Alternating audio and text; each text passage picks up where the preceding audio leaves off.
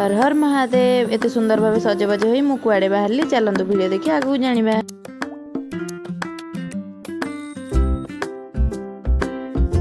एते समय गाड़ी रे आसवा पर पिलाटा पूरा बांती करी करी हालिया हो गलानी। सेथिपाई केमती पॉलिथिन दे मुहरे बसची देखंतु। बांती करी करी हालिया हो जाए लास्ट को पिलाटा हमर शांति रे सोई पड़ला। फाइनली 3 घंटा ट्रैवल करबा परे आमे आसी पहुंची गलु दीदीर घरे।